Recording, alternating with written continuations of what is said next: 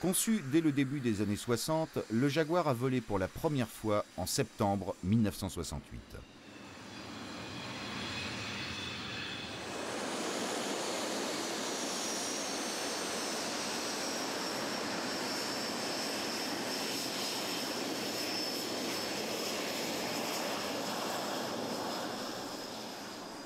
Fruit d'une collaboration franco-britannique, le Jaguar est un de ces avions exceptionnels qui rassemblent toute leur carrière durant des fanatiques du monde entier.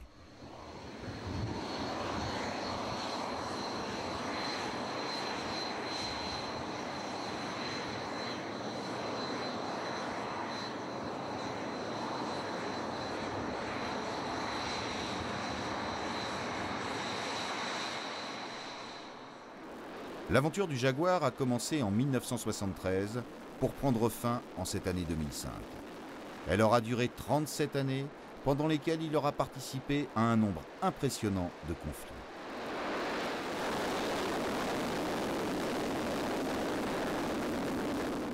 En mai 1966 est formée la CP4, Société commune pour la production du Jaguar.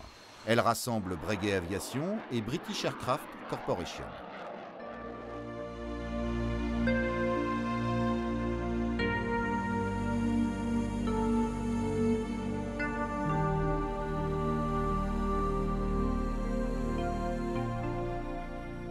En juin de la même année, deux motoristes créent la Rolls-Royce Turbomeca Limited pour développer l'Adour, réacteur à double flux.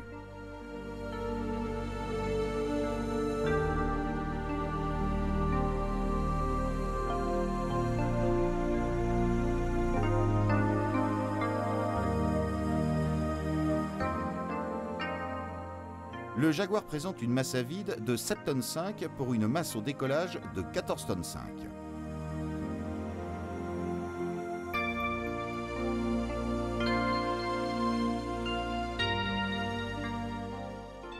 Les deux réacteurs Adour MK102 qui l'équipent, d'une poussée de 3250 kg chacun, lui permettent d'atteindre la vitesse de Mach 1,35 à un plafond de 12 500 mètres.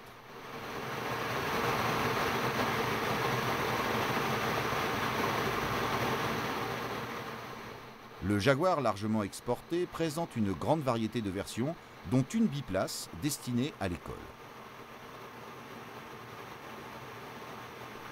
Même si le Jaguar français n'a pas bénéficié des mêmes raffinements que ses homologues britanniques, ils ne cessèrent jamais d'évoluer tout au long de leur carrière, recevant tout particulièrement une cartographie numérique, un GPS et des leurres plaqués sous les ailes.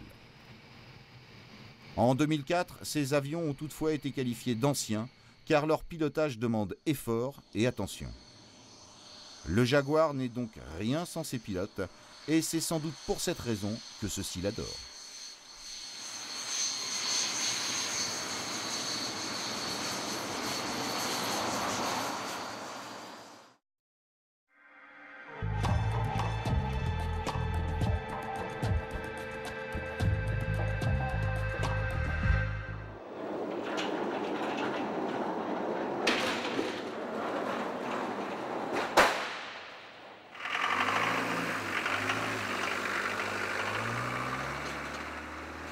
L'escadron 1-7 Provence possède la particularité d'avoir été le premier à accueillir le Jaguar en 1973 et de le voir faire ses adieux en 2005.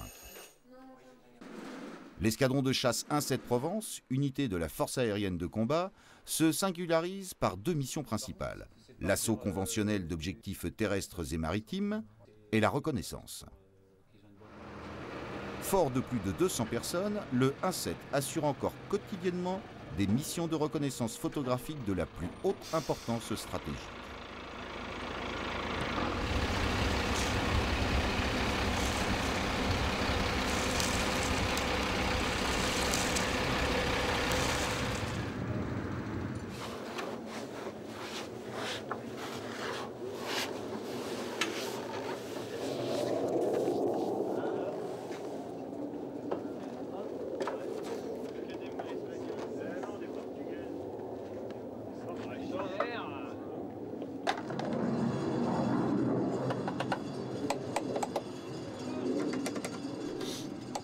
Les pilotes s'entraînent aux missions habituelles de combat opérationnel et travaillent activement l'assaut conventionnel en équipier ou en isolé.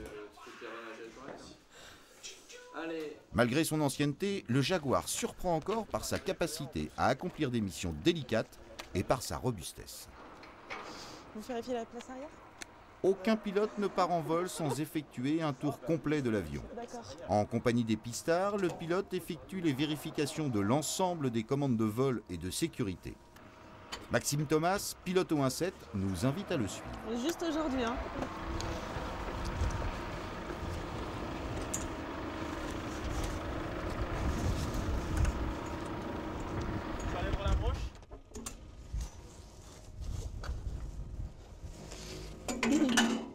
Alors à bord dégagé, cale extincteur en place. Mano 1500-230 mini, prise statique, bande de roulement, amortisseur, bouclier phare, rhodoïde, son dégagé, trapézéna fermé. La perche, pas de fuite. Incidence libre, son dégagé, trappe oxygène fermé, rhodoïde, prise statique, dépertitaire, genetaki branché. On est vide, bidon, vide. Yes. Sécurité Ajax, interrupteur et vers l'avant. Trappe additionnelle. Il est verrouillé, chargé. Il est débranché sur 0,5. Yes. Trappe verrouillée. Bande de roulement, bloc de frein, amortisseur, trappe carburant fermée. Sécurité enlevée, porte impulseur fermée. Bidon plein. Plaquette bec libre. Libre, volet. Pas de jeu, pas d'impact. Pas de jeu, pas d'impact. Fourchette en place. Mano. On est à 1500, huile fermée, pas de témoin, freiné ouvert. La quille, collecteur, volet tuyère. PH, pas de jeu, pas d'impact. Cône manie, en place. PH, pas de jeu, pas d'impact. Collecteur, volet tuyère, les plaques huiles sont fermées. Sécurité cross, enlevée. La pastille est en place. La quille.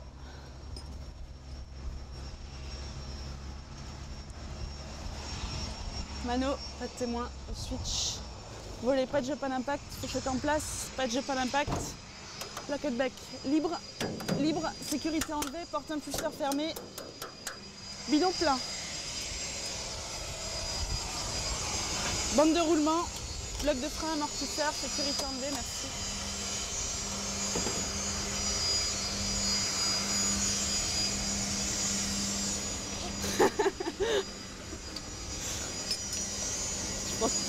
En place, trappe, verrouillé, porte impulseur, fermé. Il est verrouillé, chargé, il est débranché et sur 0,5.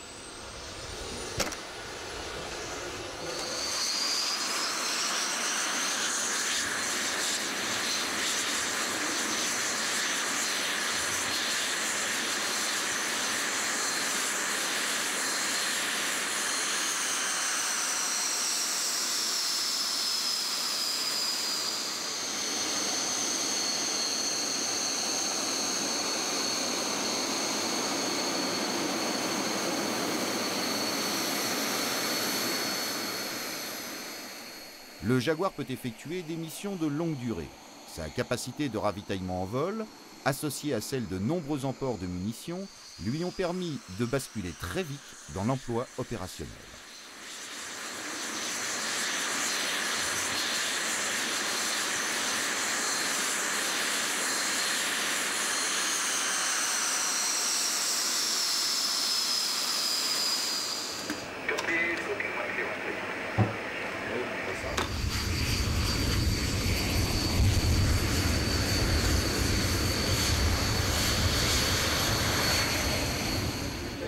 Je devais prendre la 21 aujourd'hui, je dis,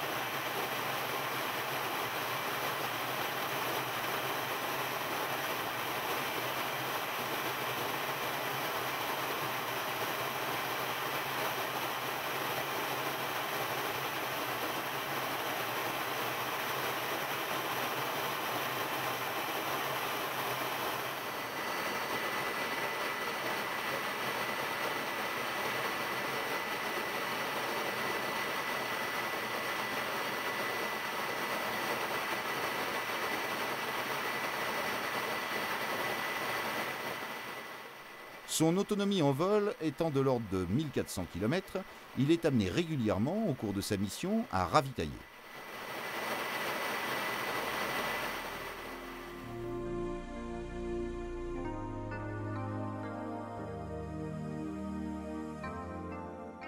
Réalisé par le pilote lui-même, à une époque où l'emport de matériel de prise de vue était encore autorisé, nous vous proposons d'assister en direct à une manœuvre de ravitaillement auprès d'un Boeing KC-135 du GRV Bretagne.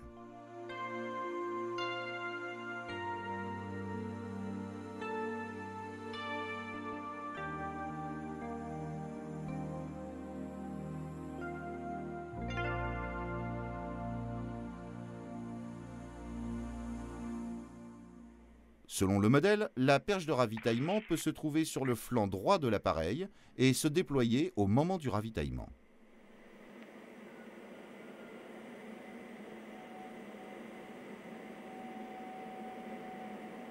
Le pilote opère toujours selon le même mode. Il arrive à l'arrière droit du tanker jusqu'au visuel et attend l'autorisation du boom, chargé d'assurer la manœuvre pour glisser vers la gauche afin de se placer dans l'axe du poste de ravitaillement qui lui a été désigné.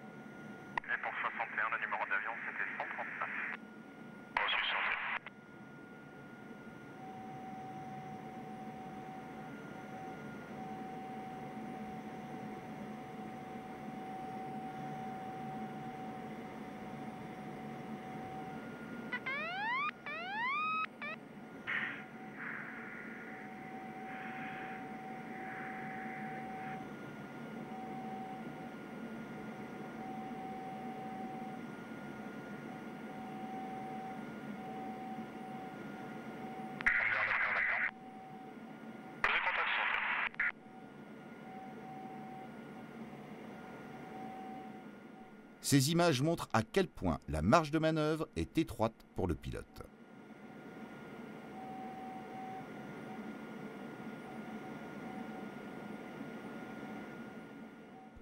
Celui-ci dispose en gros d'un volume équivalent à un cube de 1 mètre de côté pour manœuvrer sa perche.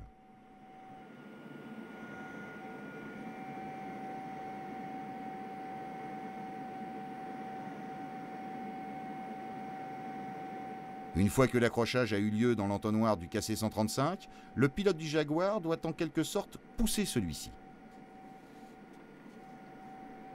Le tuyau qui relie alors les deux appareils ne doit pas se retrouver tendu, au risque d'arracher l'extrémité de la perche, ce qui aurait pour conséquence d'interrompre le ravitaillement et d'endommager gravement le matériel.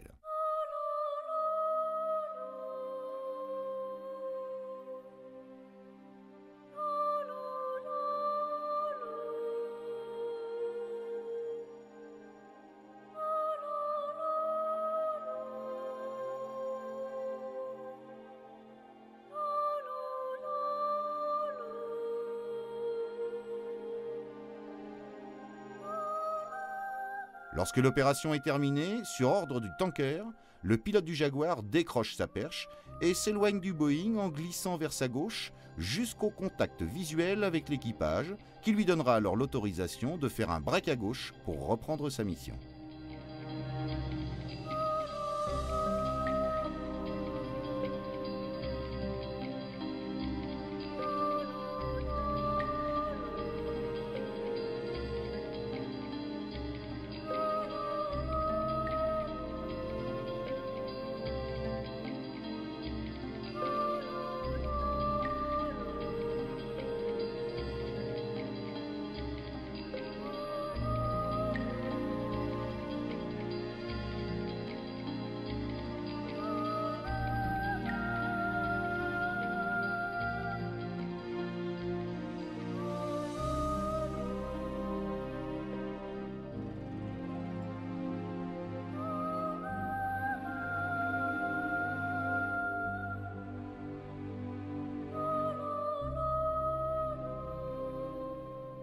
Lorsque l'appareil dispose d'une perche centrale, la manœuvre est identique à la différence près que l'installation est fixe sur l'avion.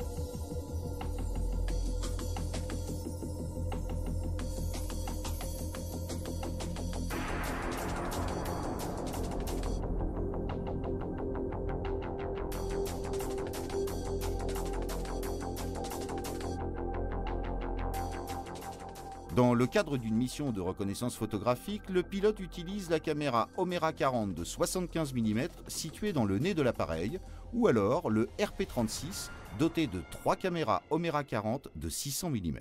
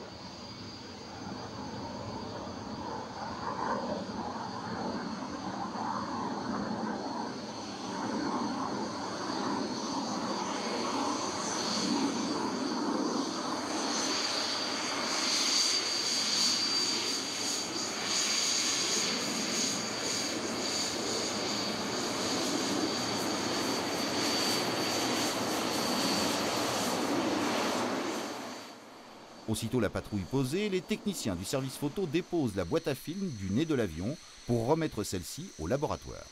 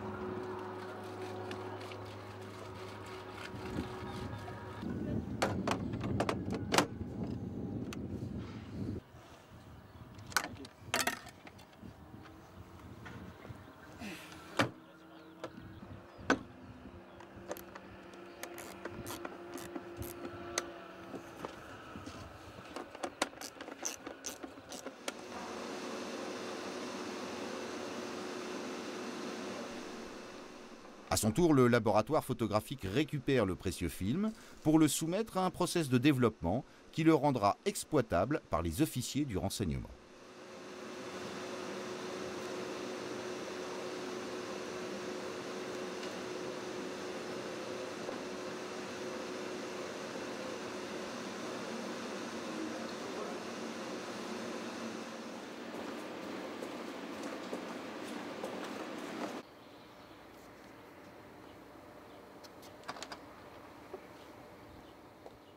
Une fois révélées et fixées, les images sont déposées à l'escadron dans un local prévu à cet effet et à la disposition des équipages.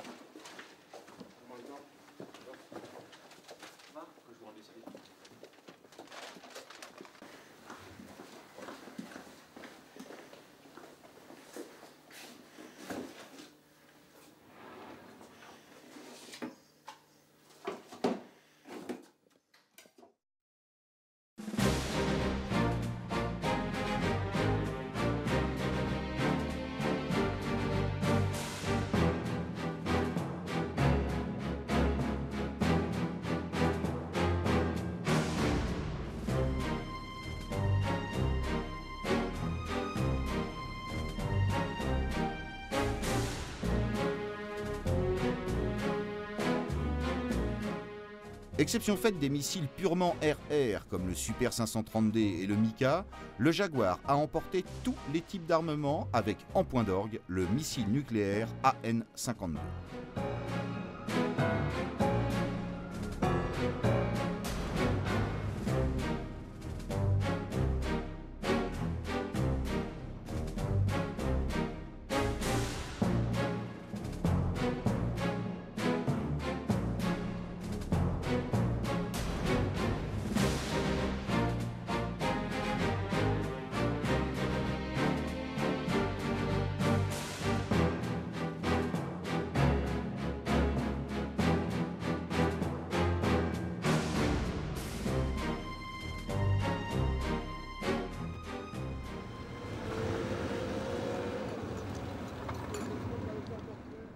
Sur le parking, l'activité est intense.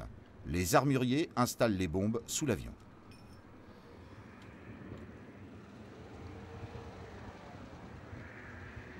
Au cours de ces exercices, toutes les catégories seront employées, de la bombe de 250 kg à la bombe d'1 tonne.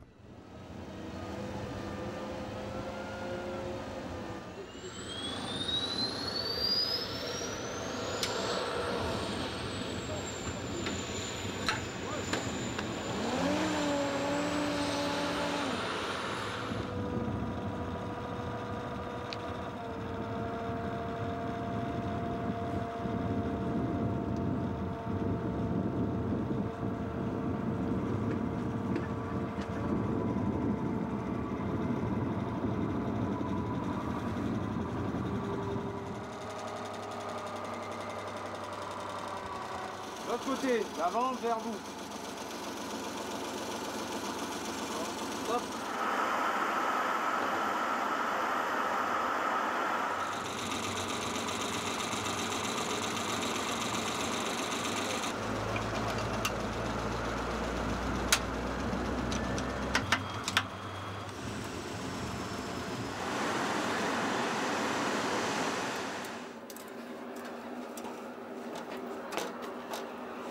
Alors, l'école, le fil de main, c'est d'abord dégagé, extincteur en place, 235 sens statique, mètre choqué, revenu, pharmacie automatique, portes sont fermées, les sons. Avant de partir en vol, les pilotes effectuent le tour avion afin de s'assurer que les munitions sont bien en place sur leur support.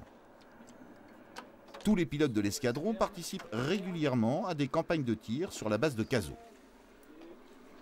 Ces campagnes leur sont indispensables pour acquérir ou entretenir les connaissances et la pratique nécessaires et pour l'utilisation optimale du matériel.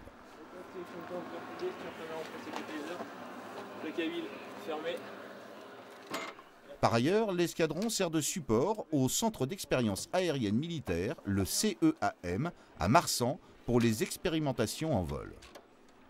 Le CEAM utilise régulièrement le Jaguar pour tester les nouveaux armements guidés laser.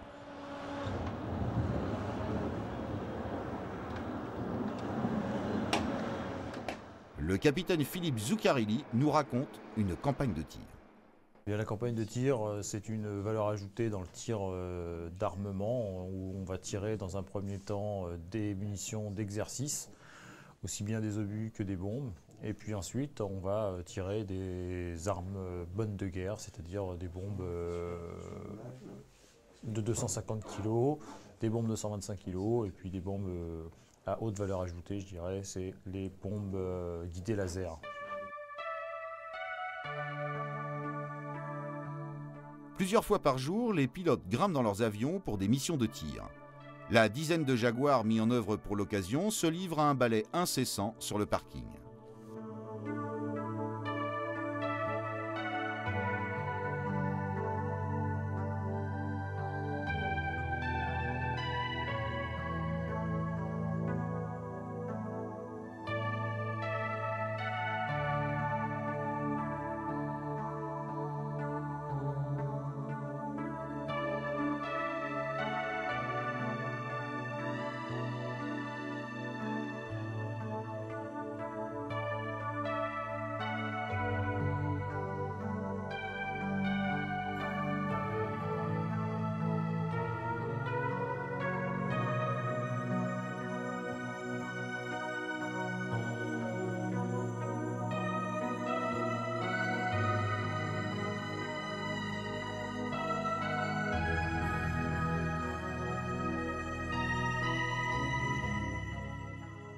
Dans la réalité, les objectifs sont divers. En fait, il y a beaucoup de choses qu'on peut faire avec ces armements, et notamment de l'appui-feu, qui est en fait une partie de notre mission. C'est-à-dire, après description d'un target via un personnel au sol, eh bien, on va rallier notre nacelle sur l'objectif qui nous désigne et puis illuminer et tirer une bombe dessus. Ça peut être aussi bien un char, un bâtiment, ça peut être une position ennemie, et c'est très varié.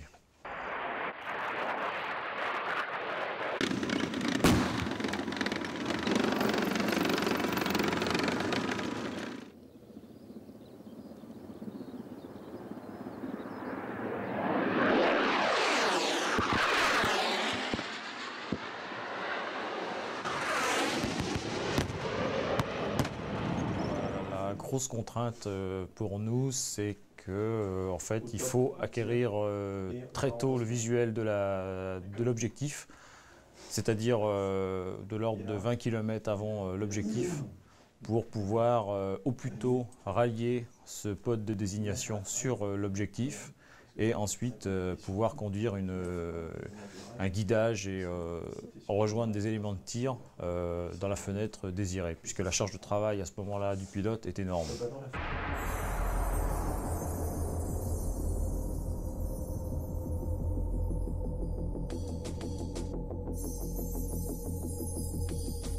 Dans un premier temps, on arrive sur un cap d'approche à une altitude donnée. On va chercher visuellement en cabine la position de l'objectif. On va rallier le pod de désignation laser à ce qu'on voit grâce à une croix de désignation dans l'avion en tête haute. Une fois qu'on a rallié la position, eh bien, on sait que le faisceau laser futur qui va illuminer la cible sera au centre d'une croix à l'intérieur de cette télé. Et lorsqu'on lancera la bombe, eh bien, en même temps on lancera un laser, en fait une désignation laser qui permettra à la bombe de se guider suivant ce faisceau laser. Les obus, eh bien, sont des armes simples qu'on va tirer exactement comme on tirait pendant la Deuxième Guerre mondiale, c'est-à-dire qu'on a un viseur et puis en venant rejoindre des paramètres précalculés, eh bien, on va tirer dans ces conditions-là pour remettre les obus au but. Les bombes conventionnelles, ce sera exactement la même chose. Donc au sol, on prévoit des cas de tir avec des paramètres. Et puis lorsqu'on arrive sur le champ de tir, on vient rejoindre les paramètres qu'on avait définis et on tire dans ces paramètres. En revanche, les armements guidés laser, eh bien, c'est différent puisque la précision, on demande d'avoir une précision métrique. Donc forcément, on va prévoir donc un cas de tir au sol qui est une rejointe de paramètres, on appelle ça une fenêtre de tir, c'est-à-dire c'est quelque chose de plus vaste, donc qui va permettre une concentration, de se concentrer moins sur la partie pilotage pour pouvoir se concentrer sur la partie guidage. Donc là, eh bien, avec on a une espèce de pod désignation laser aéroporté qu'on va emmener avec nous sous l'avion, qui va tout nous permettre de rechercher l'objectif dans un premier temps, désigner l'objectif et ensuite, avec une illumination laser, eh bien, on va guider la munition vers l'objectif que l'on illumine. Le Jaguar est équipé de 2 canons DEFA 553 de 30 mm. Ces armes seront aussi utilisées pour plusieurs passes de tir que réalisent les pilotes sur les cibles du champ de tir.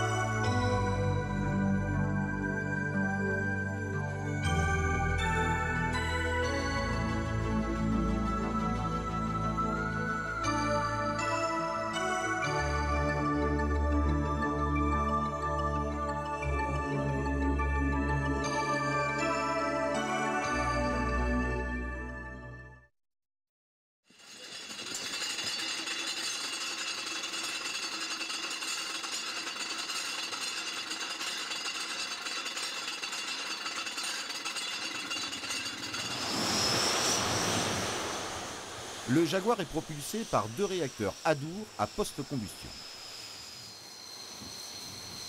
Ces moteurs, économes en carburant, confèrent à l'avion une manœuvrabilité appréciée par les pilotes. En navigation basse altitude, le Jaguar possède ainsi une grande autonomie. Malgré un manque de poussée et un faible taux de montée, le Jaguar se défendait très bien en combat aérien rapproché. En sachant utiliser les volets et avec un pilotage aux fesses, il prenait souvent l'avantage face au Mirage 3 ou F1 par un tir au canon.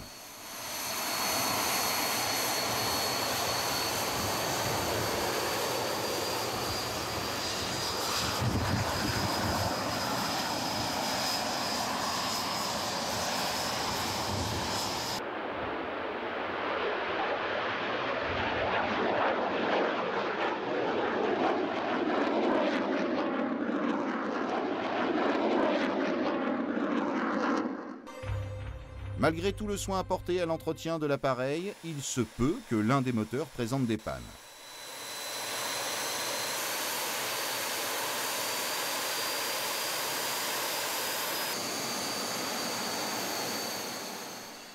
La réparation, si elle est sommaire, est effectuée directement sur le parking par les mécaniciens.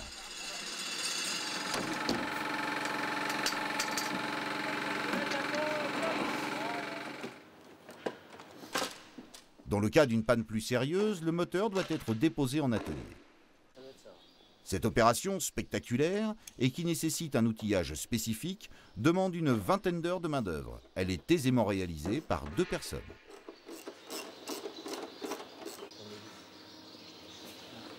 Le Vincent il attend pour aller tourner. Hein? Vincent il attend quelqu'un pour aller tourner.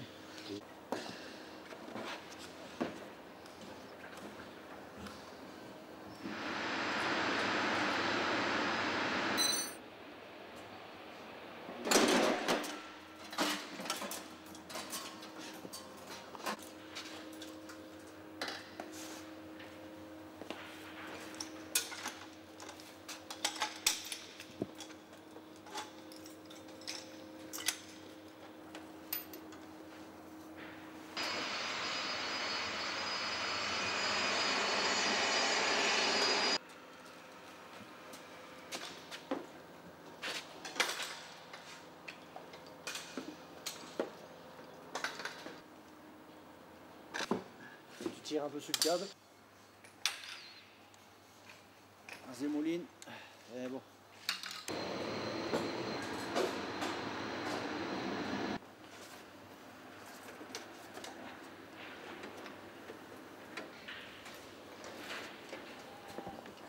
On changera pas.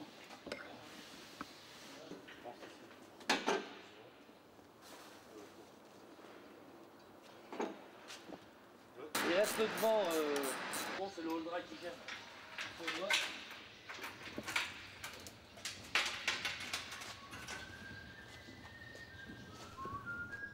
Le moteur déposé de l'avion est expédié à l'ESTS. Dans cet atelier spécialisé, le réacteur sera entièrement révisé et remis en état.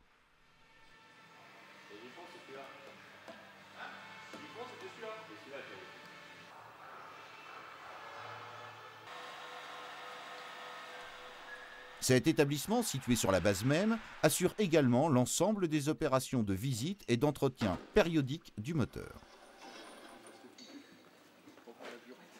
Allez, c'est parti. Vas-y.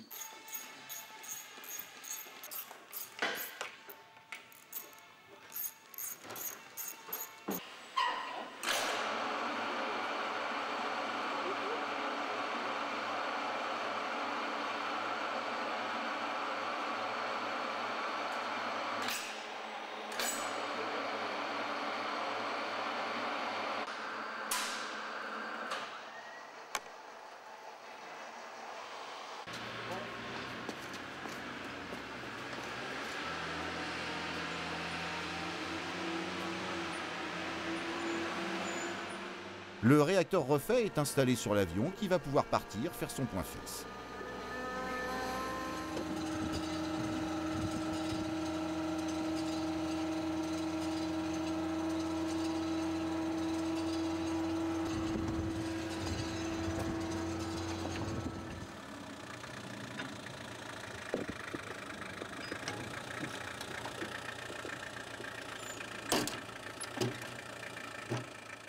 Située à l'extrémité de la base, une aire spécialement aménagée accueille les appareils à tester.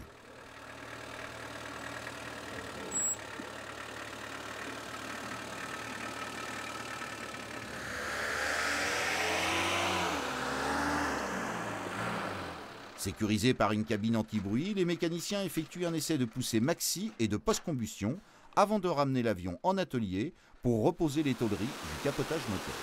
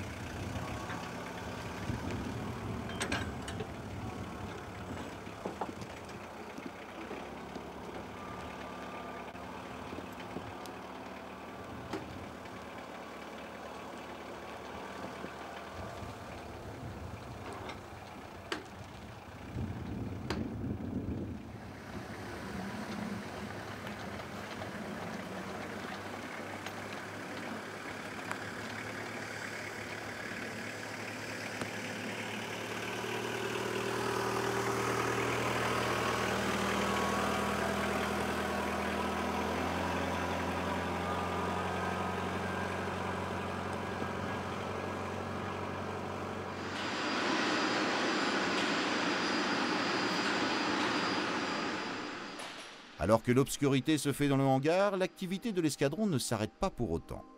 L'entraînement des pilotes se prolonge au cours d'un vol de nuit.